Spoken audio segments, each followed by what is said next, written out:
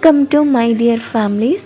இன்றைக்கி நம்ம சேனலில் என்ன பார்க்க போகிறோம் அப்படின்னா 5 நிமிஷத்தில் பால் பாயசம் எப்படி குயிக்காக பண்ணுறதுன்னு வாங்க பார்க்கலாம்.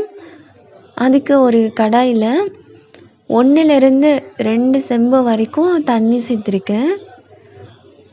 தண்ணி நல்லா கொதிச்சக்கப்புறம் ஜவ்வரிசி ஒரு 1/4 கிலோ ஜவ்வரிசி இல்லை 100 கிராம் ஜவ்வரிசி நல்லா கழுவிட்டு சேர்த்துக்கோங்க. பாருங்கள், தண்ணி கொதித்தோடனே ஜவ்வரிசியை சேர்த்து நல்லா வேக வச்சுக்கோங்க. பாருங்கள், இப்போ நல்லா வெந்துருச்சு. பாருங்கள், வெந்து எப்படி கரைஞ்சிருச்சு பார்த்தீங்களா? இந்த ஸ்டேஜில் நம்ம பால் ஊற்றணும். நீங்கள் பாக்கெட் பால் இல்லைன்னா தேங்காய் பால் எது வேணாலும் சேர்த்துக்கலாம். பசும்பால் கூட சேர்த்துக்கலாம்.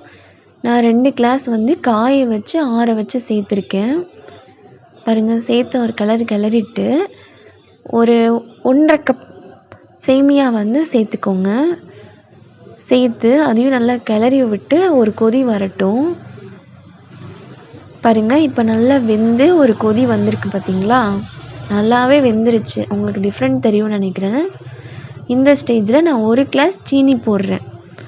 உங்களுக்கு இன்னும் சர்க்கரை அதிகமாக வேணும் அப்படின்னா 1/2 கிளாஸ் கூட சேர்த்துக்கலாம்.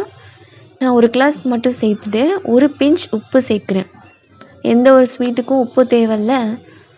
அப்புறம் 4 ஏலக்காய் தட்டி சேர்த்துக்கிறேன் ஃப்ளேவருக்காக.